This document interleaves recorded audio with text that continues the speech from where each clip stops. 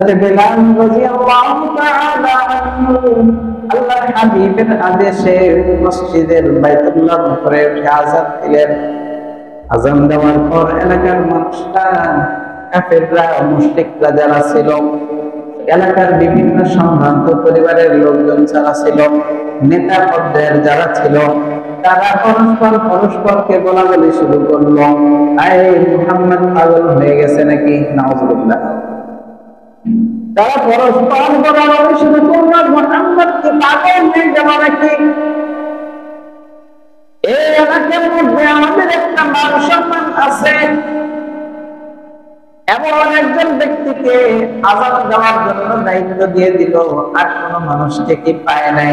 বেলালকে আযান দেওয়ার জন্য দিয়েছে। বেলাল রাদিয়াল্লাহু তাআলা আনহুর চেহারা ছিল না একদম বিশ্রী, চেহারাটা সৌন্দর্যমণ্ডিত ছিল না। ঠোঁটটা ছিল মোটা মোটা, নাকটা ছিল একটু বোচার মতো, চেহারার সৌন্দর্য ছিল না। জিহ্বা একটু ছোট থাকার কারণে কথাগুলো, শব্দগুলো স্পষ্ট উচ্চারণ হতো না। আল্লাহর হাবিব সাল্লাল্লাহু আলাইহি ওয়াসাল্লাম বেলাল রাদিয়াল্লাহু তাআলা আনহুকে আযান দেওয়ার পর মক্কার মধ্যে ওই সমস্ত লোকেরা বিভিন্ন পায়তারা শুরু করলো, বিভিন্ন কথাবার্তা বলা শুরু করলো। একে অপরকে বলতে বলতে আবু সুফিয়ান রাদিয়াল্লাহু তাআলা আনহু ওনাকে বলতেছে, ও আবু সুফিয়ান, তুমি কিছু বলো না কেন? তখন আবু সুফিয়ান ইসলাম গ্রহণ করে নাই। বলে, তুমি কিছু বলো না কেন?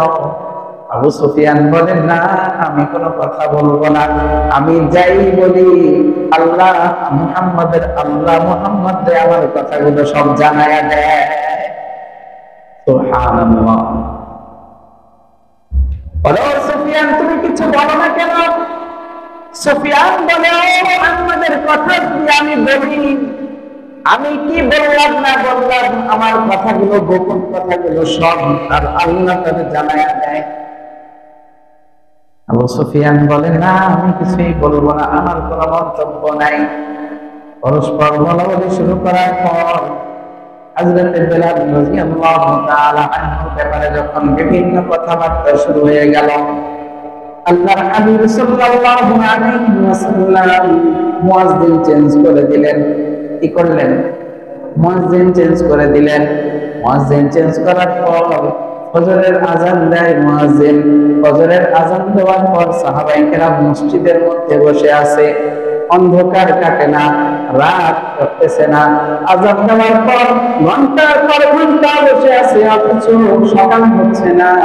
আল্লাহর হাবিব সাল্লাল্লাহু আলাইহি ওয়াসাল্লামের কাছে জিবরাইল আমিন ওহী নিয়ে আসলো, কি ব্যাপার, মক্কার মধ্যে কি আজকে আযান হয় নাই? মসজিদে কি আজকে আযান হয় নাই? আল্লাহর হাবিব বলেন, হ্যাঁ, আযান তো হয়ে গেছে। জিবরাইল আলাইহিস সালাতু ওয়াস সালাম বলেন, ওই আজকের আযান তো আরশের মহল্লায় পর্যন্ত পৌঁছে নাই। অন্যদিন বেলাল আযান দেয়, বেলালের আযান আরশের মহল্লায় পৌঁছে যায়। আজকে তো বেলালের আযান পৌঁছে নাই, আযানের আওয়াজ যায় নাই, এই জন্য সুবহে সাদিক হয় না। ওইদিকে বেলাল হাবশী রাদিয়াল্লাহু তাআলা আনহু মক্কার মুয়াজ্জিন থেকে বরখাস্ত করার পর রাতের বেলা আল্লাহ পাকের কাছে মোনাজাত করে বলতেছে, আল্লাহ, আমার ব্যক্তিগত কোনো কারণে, ব্যক্তিগত কোনো আচরণের কারণে আমাকে মুয়াজ্জিন থেকে বাদ দেয় নাই। আমার চেহারা ভালো না, আমার জিহ্বা একটু ছোট হওয়ার কারণে আমার কথা অস্পষ্ট, আমার কথা বোঝা যায় না। আমার চেহারা সুন্দর না, নাকগুলো বোচা বোচা, ঠোঁটগুলো মোটা মোটা ঝুলে যায়। এই দোষ দেখে তারা আমাকে মুয়াজ্জিন থেকে বরখাস্ত দিয়েছে। আল্লাহ, আমি তোমার কাছে বিচার দিলাম, তাদের বিচার তোমার কাছে দিয়ে দিলাম। বেলাল হাবশী রাদিয়াল্লাহু তাআলা আনহু এই কথাগুলো চিৎকার করে আল্লাহর কাছে কাঁদতেছেন। আল্লাহ পাক রব্বুল আলামিন ওহী নাযিল করে মুহাম্মদ সাল্লাল্লাহু আলাইহি ওয়াসাল্লামকে বলে দিলেন, বেলালকে আযান দেওয়া। বেলাল যদি আযান না দেয় এই সুবহে সাদেক আর হবে না। وقال الله تبارك وتعالى يا أيها الناس إنا خلقناكم من ذكر وأنثى وجعلناكم شعوبا وقبائل لتعارفوا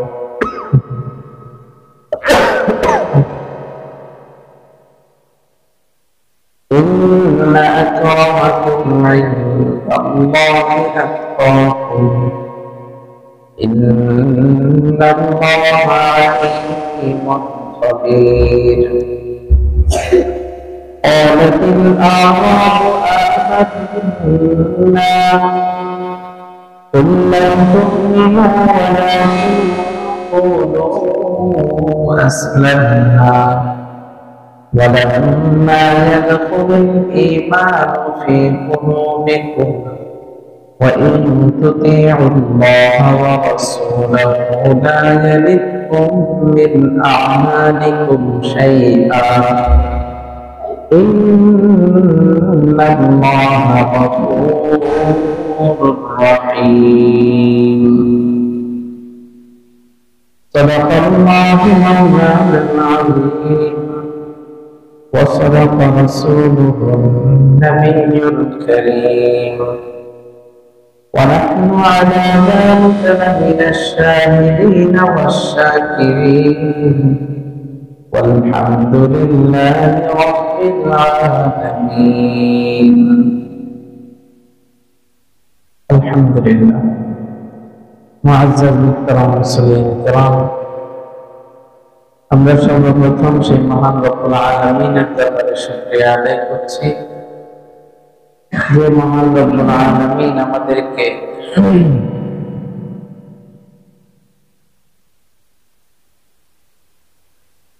সব ধরনের বিপদ আপদ থেকে হেফাজত করে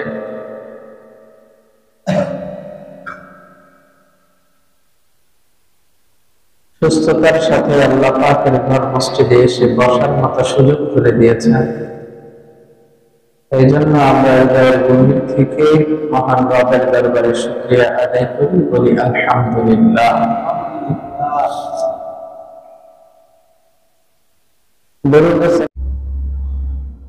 সম্মানিত মুসলিম کرام, আমরা গত কয়েক সপ্তাহ যাবৎ সূরাতুল হুজুরাতের আলোচনা শুনছিলাম। আরো একটি সপ্তাহ ইনশাআল্লাহ আগামী সপ্তাহেও সূরাতুল হুজুরাতের শেষ অংশ নিয়ে আলোচনা করব। আজকে আপনাদের সামনে দুইটি আয়াত তিলাওয়াত করেছি। 13 নম্বর এবং 14 নম্বর আয়াত। এই দুইটি আয়াতের সার সংক্ষেপ আপনাদের সামনে তুলে ধরার চেষ্টা করব ইনশাআল্লাহ। ওয়া তাওফীকি ইল্লা বিল্লাহ।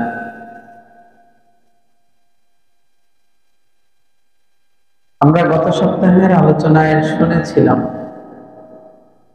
আল্লাহ পাক রব্বুল আলামিন মানুষদেরকে কয়েকটি সতর্কবাণী দিয়েছেন, কয়েকটি বিষয় থেকে হেফাজত থেকে কয়েকটি গুণ অর্জনের কথা বলেছেন। ওই গুণগুলোর মধ্যে গুরুত্বপূর্ণ কয়েকটি পয়েন্ট হলো আল্লাহ পাক রব্বুল আলামিন মানুষদেরকে তিরস্কার করা থেকে বিরত থাকার কথা, বিরত থাকার গুণ অর্জনের কথা বলেছেন। খোঁটা দেওয়ার গুণ, একজন আরেকজনকে খোঁটা দেওয়া, এই খোঁটা দেওয়ার গুণ থেকে বিরত থাকার কথা বলেছেন। মানুষকে ভিন্ন নামে ডাকা, আল্লাহ পাক রব্বুল আলামিন মানুষ সৃষ্টির পরে বাবা মার পক্ষ থেকে সুন্দর একটা নাম সকলেই দিয়ে থাকে। এই নামকে বিকৃত আকারে ডাকা, যেমন আব্দুল কুদ্দুস সুন্দর নাম, আমরা অনেকেই ডাকি এই কুদ্দুস চা, ডাকি না? এই জাতীয় নাম ডাকা থেকে আল্লাহ পাক বিরত থাকার কথা বলছেন। আরো কয়েকটি কথা বলছেন যে মানুষ খুব বেশি ধারণা পশু হয়, ধারণার উপরে ভিত্তি করে মানুষ একজন আরেকজনের প্রতি কুচিন্তা ভাবনা তৈরি করে, মন্দ চিন্তা ভাবনা তৈরি করে। এই জন্য মানুষকে অনর্থক ধারণা করা থেকেও বিরত থাকার কথা আল্লাহ পাক রব্বুল আলামিন বলেছেন। গালমন্দ করা থেকে বিরত থাকার কথা বলছেন। মানুষের পিছে লাগা থেকে, দোষ তালাশ করা, একে অপরের পিছনে দোষ তালাশ করা, এটা খুব মারাত্মক আকারে খারাপ গুণ। আল্লাহ পাক রব্বুল আলামিন বলেছেন ওয়ালা তাহবাসু তাজাসসু ওয়ালা তাজাসসু, তোমরা একে অপরের পিছনে লেগে দোষ তালাশ করো না। এই গুণগুলো থেকে বিরত থাকার কথা আল্লাহ পাক রব্বুল আলামিন প্রত্যেকটি মানুষকে যারা ঈমান আনছে ঈমানদারদেরকে ইঙ্গিত করেই আল্লাহ পাক এই কথাগুলো বলছেন। আজকের আলোচনায় আল্লাহ পাক রব্বুল আলামিন ইতিপূর্বের আয়াতগুলোতে মুমিনদেরকে কোন কোন আয়াতে সম্বোধন করেছেন ইয়া আইয়ুহাল্লাযীনা আমানু, হে ঈমানদাররা, ঈমানদারগণ। ঈমানদারদের নাম ডেকে আল্লাহ পাক রব্বুল আলামিন ইঙ্গিত করেছেন। আজকের আলোচ্য যে দুইটি আয়াত তিলাওয়াত করেছি, এই আয়াতের শুরুর দিকে আল্লাহ পাক রব্বুল আলামিন শুধু মুমিনদেরকে ডাকবেন নাই, কোথাও আল্লাহ পাক রব্বুল আলামিন শুধু মুমিনদেরকে ইশারা করে ডাক দিয়েছেন, কোথাও শুধু কাফেরদেরকে ইশারা করে ডাক দিয়েছেন ইয়া আইয়ুহাল্লাযীনা কাফারু বা ইয়া আইয়ুহাল্লাযীনা আমানু। কাফেরদের দিকে ইঙ্গিত করেও ডাক দিয়েছেন, মুমিনদের দিকে ইঙ্গিত করেও ডাক দিয়েছেন। কিন্তু আজকে যে আয়াতে কারিমা তিলাওয়াত করলাম, এখানে মুমিন উল্লেখ করেন নাই, কাফেরও উল্লেখ করেন নাই। এখানে উল্লেখ করেছেন ইয়া আইয়ুহান নাস, হে মানুষরা।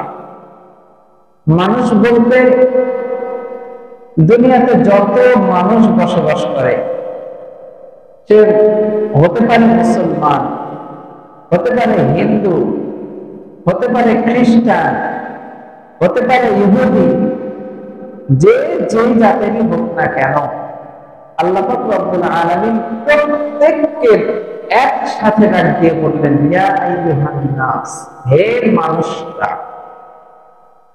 কাফেররা কি আল্লাহ পাকের সৃষ্টি না? হিন্দুরা আল্লাহ পাকের সৃষ্টি না? ইহুদিরা, বৌদ্ধরা, সবাই আল্লাহ পাকের সৃষ্টি। এই জন্য আল্লাহ পাক রব্বুল আলামিন সমস্ত মানুষকে ডাক দিয়ে বললেন ইয়া আইয়ুহান নাস, হে মানুষরা। ইন্না খালাকনাকুম, আমি তোমাদেরকে সৃষ্টি করেছি। সুবহানাল্লাহ। কে সৃষ্টি করছেন? আল্লাহ পাক সৃষ্টি করছেন। কোথা থেকে সৃষ্টি করছেন? মিন যাকারিন আও উনসা, মিন যাকারিন ওয়া উনসা, একজন নারী এবং একজন পুরুষ থেকে তোমাদেরকে সৃষ্টি করেছি। সুবহানাল্লাহ। আমাদের আদি পিতা, আমাদের আদি পিতা কে বলেন তো?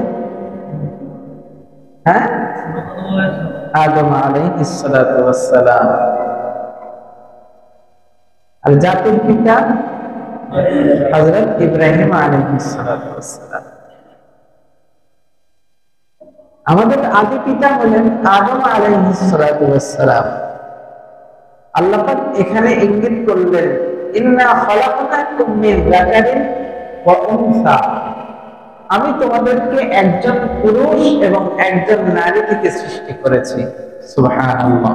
এখানে ইঙ্গিত হলো আদম আলাইহিস সালাতু ওয়াস সালাম এবং মা হাওয়া আলাইহিস সালাতু ওয়াস সালাম, এই দুইজন ইঙ্গিত।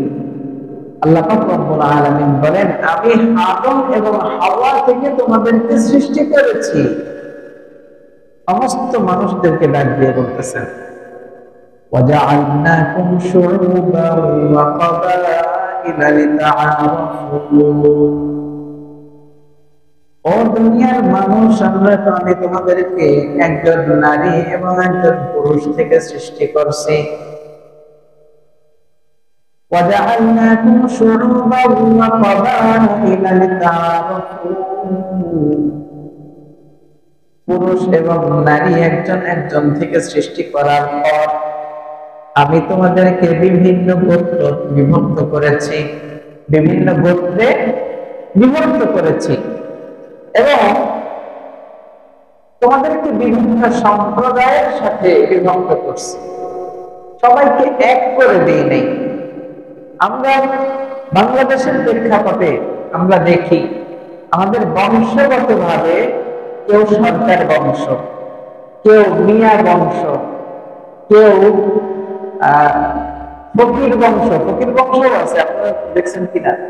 ফকির বংশ, মুন্সি বংশ, তারপরে সর্দার বংশ, ঠিক আছে? তো এইভাবে এক একটা বংশে আল্লাহ পাক রব্বুল আলামিন বলেন যে আমি তোমাদেরকে বিভিন্ন গোত্রে বিভিন্ন বংশে আমি তোমাদেরকে সৃষ্টি করেছি। সুবহানাল্লাহ। কারণ শুধু বিভিন্ন বংশেই সৃষ্টি করেননি, বিভিন্ন গোত্রের মধ্যেও সৃষ্টি করছেন, বিভিন্ন দেশে দেশেও সৃষ্টি করছেন। সুবহানাল্লাহ। আমাদের বাংলাদেশের প্রেক্ষাপটে আমাদের ঢাকার ভাষা একরকম, নোয়াখালীর ভাষা একরকম, চিটাগাংয়ের ভাষা একরকম, কুমিল্লার ভাষা একরকম, বরিশালের ভাষা একরকম, ময়মনসিংহের ভাষা একরকম, রংপুরের ভাষা একরকম, রাজশাহীর ভাষা একরকম। এই বিভিন্ন জেলার ভাষা বিভিন্ন রকম। সবাই কি এক ভাষায় কথা বলে নাকি ভাষার তারতম্য আছে? ভাষার তারতম্য আছে। আল্লাহ পাক রব্বুল আলামিন বলেন, আমি তোমাদেরকে বিভিন্ন গোত্রে, বিভিন্ন জায়গায়, বিভিন্ন সমাজের মধ্যে সৃষ্টি করেছি এই জন্য যাতে করে তোমরা একজন আরেকজনকে চিনতে পারো। সুবহানাল্লাহ। বাবার নাম এক, আমার বাবার নাম যা, আপনার বাবার নামও যদি তাই হয়, এখানে যারা আছি আমরা সবার বাবার নাম যদি এক হয়, আমার নামের সাথে আপনাদের সবার নাম যদি এক হয়, চিনতে পারবে কেউ? যদি বলে যে অমুকের ছেলে অমুক মসজিদের মধ্যে বসে আছে, এখন আমি কার কথা বললো এটা বুঝতে পারবেন? বোঝা সম্ভব না। এই জন্য আল্লাহ পাক রব্বুল আলামিন বলেন, আমি তোমাদের পরিচয়ের সুবিধার্থে, চিনার সুবিধার্থে, তোমরা জানি একে অপরকে পরস্পরকে যেন চিনতে পারো, আমি আল্লাহ তোমাদেরকে বিভিন্ন গোত্রে, বিভিন্ন জেলায়, বিভিন্ন থানায়, বিভিন্ন দেশের মধ্যে আমি তোমাদেরকে সৃষ্টি করছি। সুবহানাল্লাহ। আমরা বাংলাদেশি মানুষ, আমাদের পাশে ইন্ডিয়া, ভারত আছে, তার পাশে পাকিস্তান আছে, আরো বিভিন্ন দেশ। এক এক দেশের মানুষের ধরন এক এক রকম, চালচলন এক এক রকম, উঠা বসা এক রকম, তাদের কথার ভঙ্গি এক রকম, সব আলাদা। কি বলেন? সবাই যদি এক রকমের কথা বলতো, এক ভাষায় কথা বলতো, তাহলে কেউ কারো কথা বোঝা এতটা সহজ হতো না, এত সুন্দর হতো না।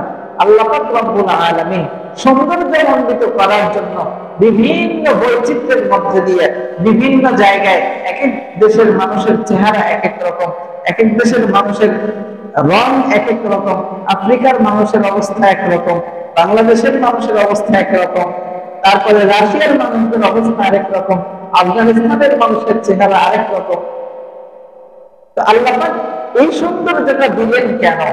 দিলেন হলো যাতে আমরা পরস্পর পরস্পরকে চিনতে পারি, বুঝতে পারি যে এই কোন দেশের মানুষ, ও কোন দেশের মানুষ, ও কোন জেলার মানুষ, এই কোন জেলার মানুষ।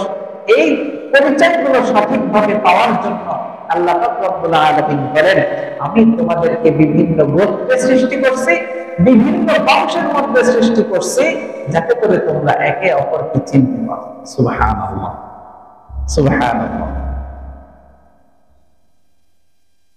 আল্লাহ পাক রব্বুল আলামিন বলেন, ইয়া আইয়ুহান নাসু ইন্না খালাকনাকুম মিন যাকারিন ওয়া উনসা ওয়া জাআলনাকুম শুউবান ওয়া ক্বাবাইলা লিতাআরাফু।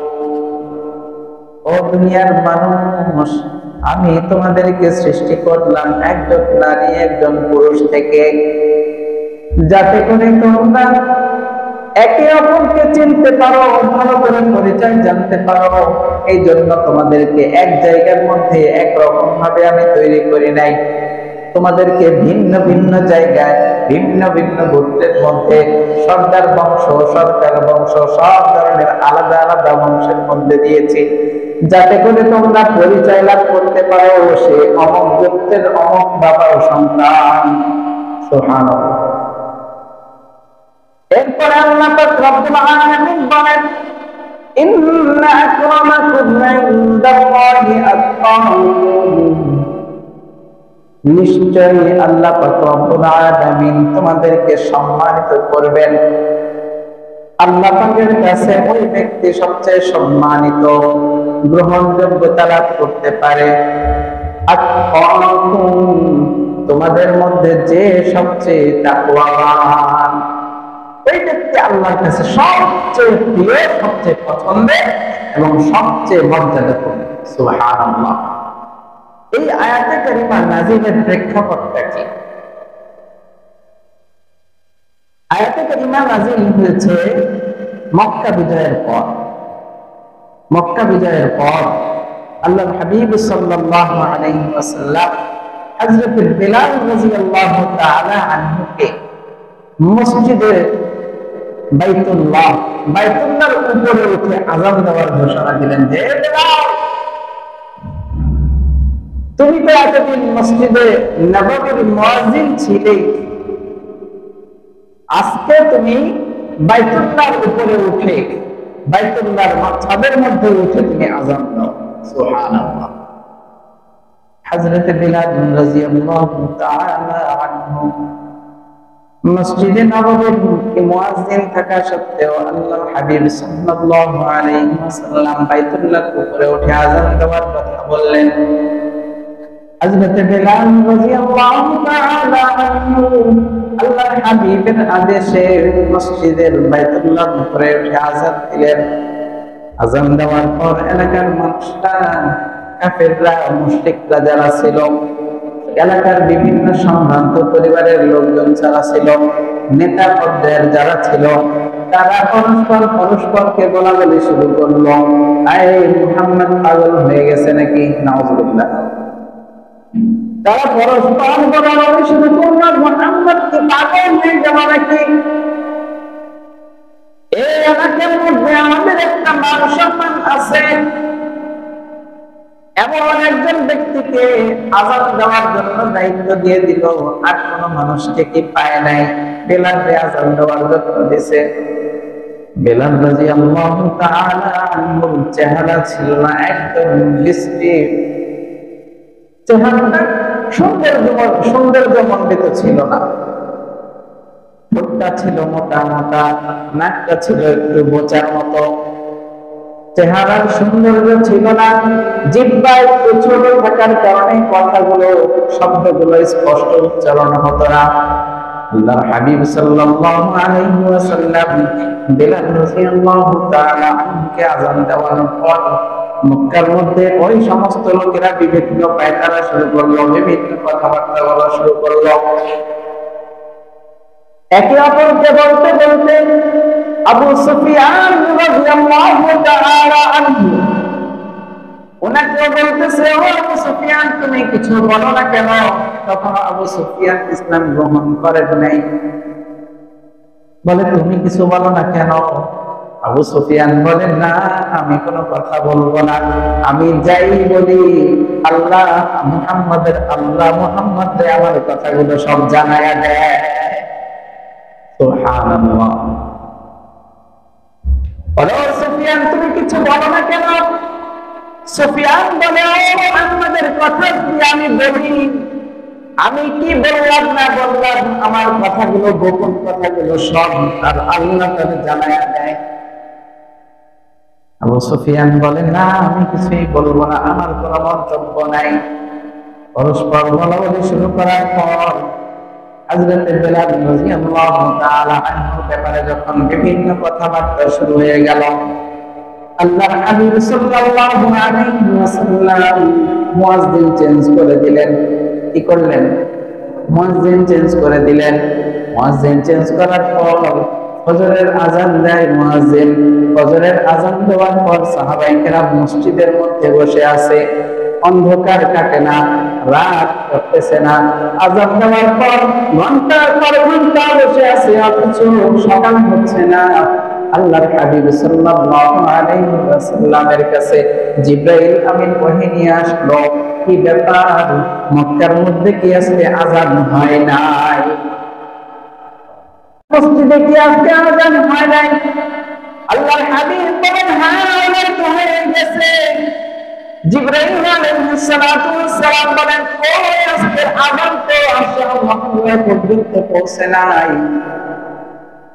অন্যদিন বেলাল আযান দেয়, বেলালের আযান আরশে মাহমুদে পৌঁছে যায়। আজকে তো বেলালের আযান পৌঁছে নাই, আযানের আওয়াজ যায় নাই, এই জন্য সুবহে সাদিক হয় না। ওইদিকে বেলাল হাবশী রাদিয়াল্লাহু তাআলা আনহু মক্কার মুয়াজ্জিন থেকে বরখাস্ত দেওয়ার পর রাতের বেলা আল্লাহ পাকের কাছে মোনাজাত করে বলতেছে, আল্লাহ আমার ব্যক্তিগত কোনো কারণে, ব্যক্তিগত কোনো আচরণের কারণে আমাকে মুয়াজ্জিন থেকে বাদ দেয় নাই। আমার চেহারা ভালো না, আমার জিহ্বা একটু ছোট হওয়ার কারণে আমার কথা অস্পষ্ট, আমার কথা বোঝা যায় না। আমার চেহারা সুন্দর না, নাকগুলো বোচা বোচা, ঠোঁটগুলো মোটা মোটা ঝুলে যায়। এই দোষ দেখে তারা আমাকে মুয়াজ্জিন থেকে বরখাস্ত দিয়েছে। আল্লাহ আমি তোমার কাছে বিচার দিলাম, তাদের বিচার তোমার কাছে দিয়ে দিলাম। বেলাল হাবশী রাদিয়াল্লাহু তাআলা আনহু এই কথাগুলো চিৎকার করে আল্লাহর কাছে কাঁদতেছেন। আল্লাহ পাক রব্বুল আলামিন ওহী নাযিল করে মুহাম্মদ সাল্লাল্লাহু আলাইহি ওয়াসাল্লামকে বলে দিলেন, বেলালকে আযান দেওয়া। বেলাল যদি আযান না দেয় এই সুবহে সাদিক আর হবে না।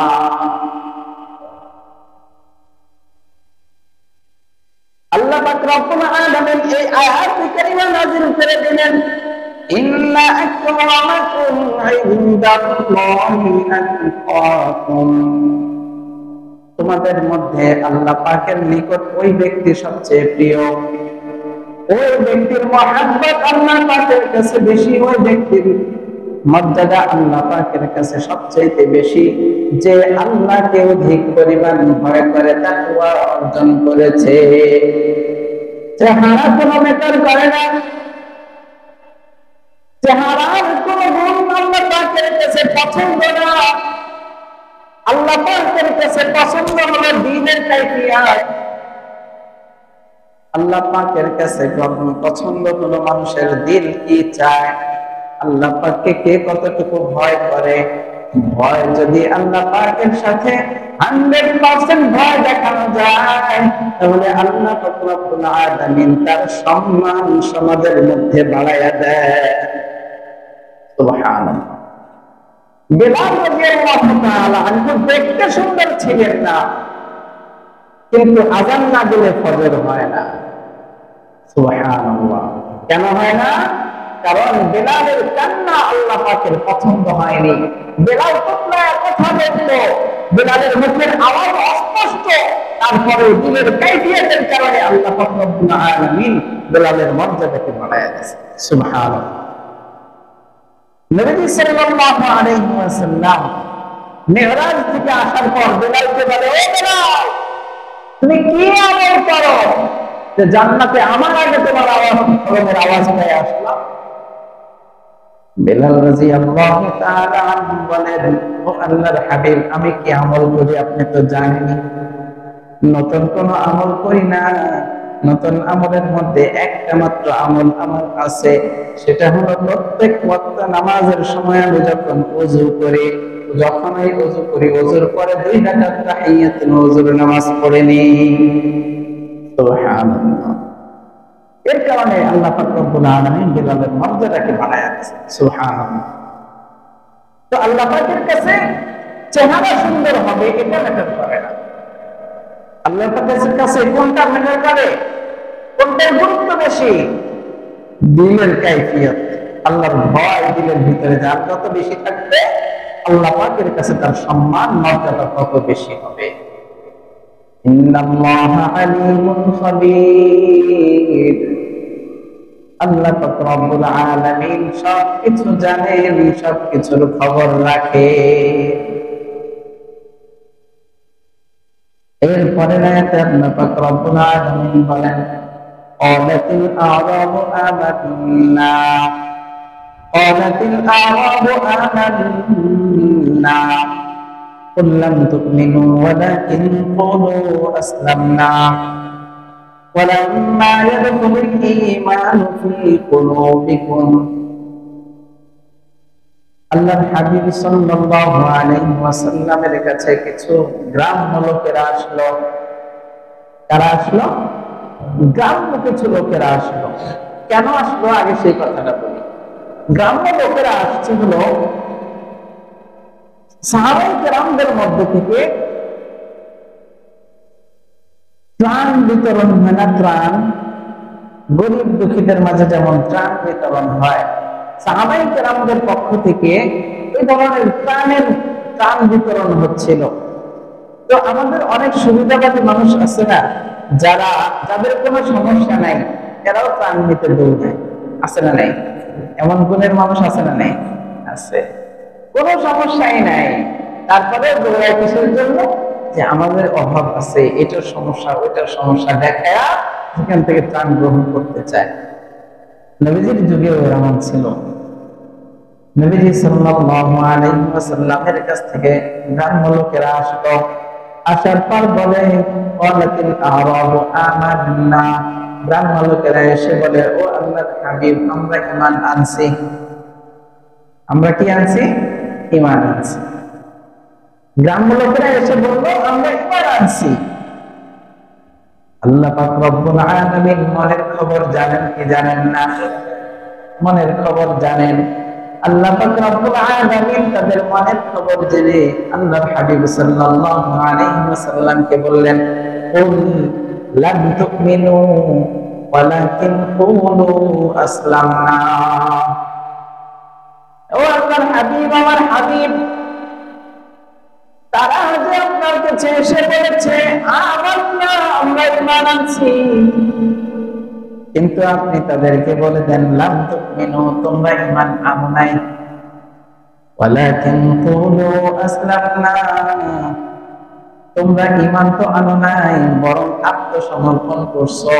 ঈমান আনা এক জিনিস, আত্মসমর্পণ করা আরেক জিনিস। ঈমান আনা এক জিনিস, আত্মসমর্পণ করা আরেক জিনিস। মুসলমান দাবি করা এক জিনিস, ঈমানদার হওয়া আরেক জিনিস। তবে একটা আরেকটার সাথে ওতপ্রোতভাবে জড়িত। ঈমানদার হতে হলে মুসলমান হতে হবে, আর মুসলিম হতে হলে ঈমানদার হতে হবে। একটা আরেকটার সাথে অঙ্গাঙ্গিভাবে জড়িত। এই জন্য কেউ যদি বলে আমি মুসলমান, যদি তার ভিতরে ঈমানের গুণ না থাকে, মুসলমান দাবি করার দ্বারাই সেই ঈমানদার হতে পারবে না। মুসলিম কাকে বলে? ধরেন কথার কথা, আমি মুখে মুখে বলতেছি আমি মুসলমান, আমি নামাজ পড়তেছি, বাহ্যিক দৃষ্টিতে দেখা যাচ্ছে আমি নামাজ পড়তেছি, আমি রোজা রাখতেছি, আমি হজ করতেছি, আমি যাকাত দিতেছি, শরীয়তের সমস্ত কার্যক্রমগুলো আমি উপরে উপরে করতেছি, এটা হলো মুসলিম, এটা হলো মুসলিমের গুণ।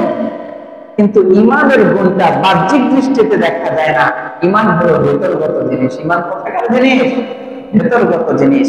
আল্লাহ পাক রব্বুল আলামিনের ওই বান্দারা যারা গ্রাম থেকে এসে নবীর কাছে বলেছিল, আমান্না, আমরা ঈমান আনছি, আমরা ঈমান আনছি, এই দাবি করছিল, কিন্তু আল্লাহ পাক রব্বুল আলামিন মনের খবর জানেন। এইজন্য নবীজি সাল্লাল্লাহু আলাইহি ওয়াসাল্লামকে জানাইয়া দিয়ে বললেন, আল্লাহ আমার হাবিব, আপনি তাদেরকে বলে দেন যে না, তোমরা ঈমান আনো নাই, বরং আমরা ইসলাম গ্রহণ করছি, আমরা আত্মসমর্পণ করছি, এটা বলো।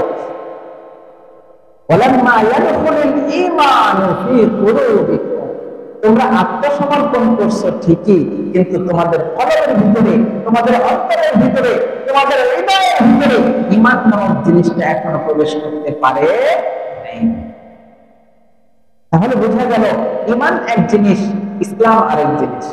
ঈমান এক জিনিস, ইসলাম আরেক জিনিস। মুসলিম দাবি করলেই মুসলমানটা বলা যায়, কিন্তু ঈমান না থাকলে তাকে মুসলমান বলা যায়। ঈমান দেখা যায় না, ঈমান কাজে কর্ম পরিণত করতে হয়। কিন্তু মুসলিম এটা দেখা যায়।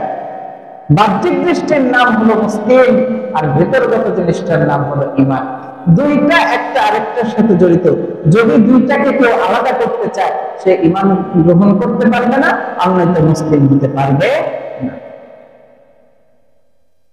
আল্লাহর হাবিব সাল্লাল্লাহু আলাইহি ওয়াসাল্লামের কাছে বলে দিলেন, ও আমার বন্ধু, আপনি বলে দেন তোমরা ঈমানদার না, বরং তোমরা মুখে মুখে এটা বলো তোমরা আত্মসমর্পণ করছো, আত্মসমর্পণকারী।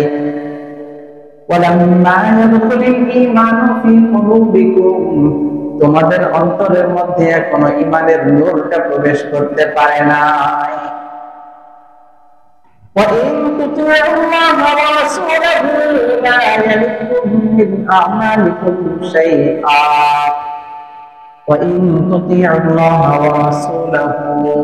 আর তাদেরকে বলে দেন, যদি তোমরা আল্লাহ এবং আল্লাহর রাসূলের আনুগত্য করো। কার আনুগত্য করতে হবে? তাদেরকে বলে দেন তারা যেন আল্লাহ এবং আল্লাহর রাসূলের আনুগত্য করে। লা ইয়ালিকুম মিন আমালিকুম শাইআ। তোমরা এখন মুখে মুখে ঈমানদার দাবি করলেও তোমাদের অন্তরে ঈমান ঢুকে নাই। যখন আল্লাহ আল্লাহর রাসূলের দেখানো মতে তোমরা চলবা, অনুসরণ করবা, দিক দেখে দেখে চলবা, লা ইয়ালিকুম মিন আমালিকুম শাইআ। যে আমলগুলো তারপরে তোমরা করবা, ওই আমল থেকে সামান্য পরিমাণও তোমাদেরকে কমতি করা হবে না। লা ইয়ালিকুম মিন আমালিকুম শাইআ, সামান্য পরিমাণও তোমাদের আমলের ঘাটতি দেখানো হবে না। যে আমল যেভাবে করবা, সেই আমলের সওয়াব তোমরা সেইভাবেই পাবা, একটুও কম করা হবে না। সুবহানাল্লাহ। ইন্নাল্লাহা গফুরুর রহিম। নিশ্চয় আল্লাহ রব্বুল আলামিন ক্ষমাকারী এবং দয়ালু।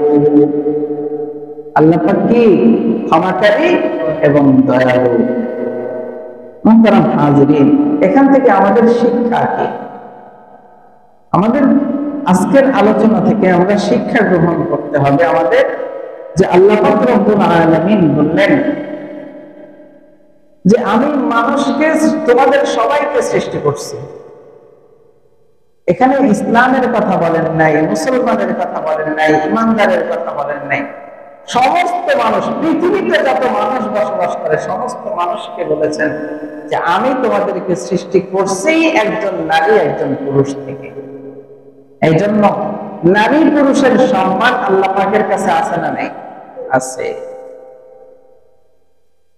শুধু এক ভাষায়, এক সুরে, এক দেহে, এক রকম ভাবে আল্লাহ পাক সৃষ্টি করেন নাই।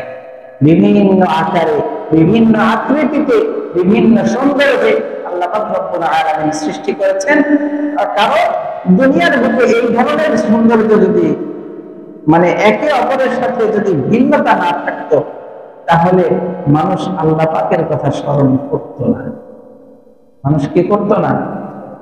মানুষ হিসাবে কোন মানুষ পরিপূর্ণতায় অংশগ্রহণ করতে পারে না, কোন না কোন ত্রুটি বিচ্যুতি তার ভিতরে থেকেই যায়। হয়তো বাহ্যিক দৃষ্টিতে তাকে দেখা যায় যে সব সর্বাধিক তার ঠিক আছে, কিন্তু ভিতরের মতো অবস্থা, অন্তরের অবস্থা, কলমের অবস্থা এতটাই খারাপ যে তার বাহ্যিক দৃষ্টি দিয়ে ওই কলমকে কলমের সাথে তুলনা করলে যায় না। বলে না যে ওর ভিতরটা যেমন ওর চেহারার সাথে যায় না, বলে না মানুষ এরকম, যে তার যে গুণাগুণ, তার যে বাহ্যিক দৃষ্টি, বাহ্যিক দেখতে যা পারে যেমন, তার ভিতরটা যদি ওই রকমই হইতো তাহলে সোনায় সোহাগা হইতো, কিন্তু না, তার ভিতরটা কালা। এরকম আছে না নাই? প্রত্যেকটা মানুষের ভিতরে আল্লাহ পাক ত্রুটি বিচ্যুতি দিয়ে রাখছেন। কারণ কি? কারণ হলো আল্লাহ পাক যে সৃষ্টি করছেন, যদি এই ত্রুটি বিচ্যুতিটুকু না থাকতো তাহলে আল্লাহ পাককে স্মরণ করতো না। দেখা যায় হাইট একটু শর্ট, কিন্তু চেহারার মাধুর্যটা এত বেশি সুন্দর, এত বেশি সুন্দর, চেহারা দেখলে মুগ্ধ হয়ে যায়। এমন মানুষ আছে না নাই? বডি ফিটনেস সুন্দর, কিন্তু হাইটটা একটু শর্ট, আল্লাহ পাক ওইদিকে তার কমতি রেখে দিলেন। আবার একজনের হাইট সুন্দর, বডি ফিটনেস সুন্দর, কিন্তু চেহারা একদিকে একটু সমস্যা। কেন? এগুলো কেন করেন আল্লাহ পাক? কারণ আল্লাহকে স্মরণ করার জন্য। মানুষ যদি পরিপূর্ণ জিনিস পায়, আল্লাহ পাকের নাফরমানি শুরু করে দেয়। মানুষ নিজের চাওয়া মতো সবকিছু যখন পেয়ে যায়, নাফরমান হয়ে যায়। আমার একটা বাড়ির প্রয়োজন, আল্লাহ পাক আমাকে বাড়ির ব্যবস্থা করে দিয়েছেন। বাড়ি যখন ছিল না, তখন আল্লাহ পাকের কথা ঘন্টায় ঘন্টায়, মুহূর্তে মুহূর্তে আল্লাহ স্মরণ করতাম। কিন্তু বাড়িটা করার পরে আমার চিন্তা ভাবনা, আমি আমার মেহনত দিয়ে, আমার 30 বছরের মেহনত, আমার 25 বছরের মেহনত, আমার 20 বছরের কষ্টের ফসল হলো আমার এই বাড়ি। আচ্ছা, বাড়িটা করার জন্য আল্লাহ পাকের রহমত যদি না থাকতো, আল্লাহ পাকের রহমতের দৃষ্টি যদি না থাকতো, আমি করতে পারতাম? করতে পারতাম না। আমাদের উস্তাদরা বলতেন যে আল্লাহ পাকের খাস রহমত যদি কারো প্রতি না, রহমতের দৃষ্টি যদি কারো প্রতি না থাকে, সে আলেম হইতে পারে না। অনেক ছাত্র এমন ছিল আমাদের সাথে, আমাদের আগে পরে আমরা দেখেছি, আমাদের চোখের সামনে দেখা, একদিনে 15 পৃষ্ঠা 12 পৃষ্ঠা 15 পৃষ্ঠা করে সবক দিত। কোরআনের সবক 12 পৃষ্ঠা 15 পৃষ্ঠা করে সবক দিত। অথচ হেফজ শেষ করার পরে এই লাইন থেকেই লাইনচ্যুত হয়ে গেছে। অনেক মেধাবী স্টুডেন্ট, মেধাবী ছাত্র ছিল আমাদের সাথে বা আমাদের আগে পরে, যারা শিক্ষক ক্লাসের মধ্যে যে কথাগুলো বলে, হুবহু সেই কথাগুলো নকল করে ছাত্রদেরকে শোনায় দিতে পারে। কিন্তু আল্লাহ পাক তাদেরকে সাইড করে দিয়েছেন। এই জন্য হিসাব কিতাব আমাদের করতে হবে যে আল্লাহ পাক রব্বুল আলামিন আমাদেরকে যেভাবে রাখছেন, যে রাস্তায় রাখছেন, যে অবস্থায় রাখছেন, সর্বাবস্থায় শুকরিয়া হবে কার? আল্লাহ। ইন্না আকরামাকুম ইনদাল্লাহি আতকাকুম, আল্লাহ পাক বলেন, তোমরা যে যাই করো না কেন, যে যত বড় লোকই হও না কেন, যে যত টাকার মালিকই হও না কেন, আর যে যত ভিখারি হও না কেন, তোমাদের কারো কোন জিনিসের প্রতি, কোন চেহারার প্রতি, কোন আসবাবের প্রতি আমার গুরুত্ব নাই। আমার গুরুত্ব হবে আমাকে কে গরিব অবস্থায় আমাকে স্মরণ করলো, আমাকে ভয় করলো, কে ধনী হওয়ার পরেও আমাকে ভয় করলো, আমি তার দিলের কাইফিয়ত থেকে তার সম্মান বাড়ায় দেব। সুবহানাল্লাহ। তাহলে আমাদের দিলের কাইফিয়ত ঠিক করতে হবে। 1 নাম্বার কি করতে হবে? দিলের পরিবর্তন করতে হবে, যে আল্লাহ পাকের পক্ষ থেকে সবকিছু হয়, আমি শুধু মাধ্যম মাত্র, আমি শুধু কি মাধ্যম মাত্র। এই জিনিসটা আমাদের সতর্ক করতে হবে, ঠিক করতে হবে। আরেকটি বিষয় হলো, আমরা মুসলমান মুসলমান মুখে যতই ঝুঁকি, কিন্তু আমাদের মুসলমানিত্ব আমরা জাহির করতে পারি না, আমরা দেখাইতে পারি না। কারণ আমরা মুখে মুখে বলি মুসলমান, নামাজ পড়ি না। আমরা মুখে মুখে বলি মুসলমান, অথচ রোজার সময় বিভিন্ন অজুহাতে রোজাগুলো বাদ দিয়ে দিই। আছে না নাই? গ্যাস্ট্রিকের সমস্যা, আরে গ্যাস্ট্রিকের সমস্যা হলে রোজা গ্যাস্ট্রিকের বড় ঔষধ। রোজা গ্যাস্ট্রিকের বড় ঔষধ। গ্যাস্ট্রিকের অজুহাত দিয়ে আপনি রোজা রাখতেছেন না, আপনি কি বুঝাইতে চান? আপনি মুখে মুসলমান দাবি করতেছেন, ইমানের মধ্যে খলল আছে, যাচাই করতে হবে আপনার। এই জন্য আমাদের সার্বিক পরিস্থিতিকে বিচার করে, সার্বিক দিকগুলোকে বিচার করে আমাদের একটা জায়গায় এসে অটল হইতে হবে যে আল্লাহ আমাদেরকে সৃষ্টি করার পর ঈমান নামের যে দৌলতটা আমাদেরকে দিয়েছেন, এই ঈমান নামের দৌলতটাকে সঠিকভাবে ব্যবহার করতে হবে। এই দুইটা কাজ আমরা করতে পারবো তো ইনশাআল্লাহ। আল্লাহ পাক আমাদের এই দুইটা কাজ সাথে সাথে আগের যে গুণগুলো আমরা শুনেছি ওইগুলো অর্জন করার মতো তৌফিক আমাদেরকে দান করেন। ওয়া আখিরু দাওয়ানা আলহামদুলিল্লাহি রাব্বিল আলামিন।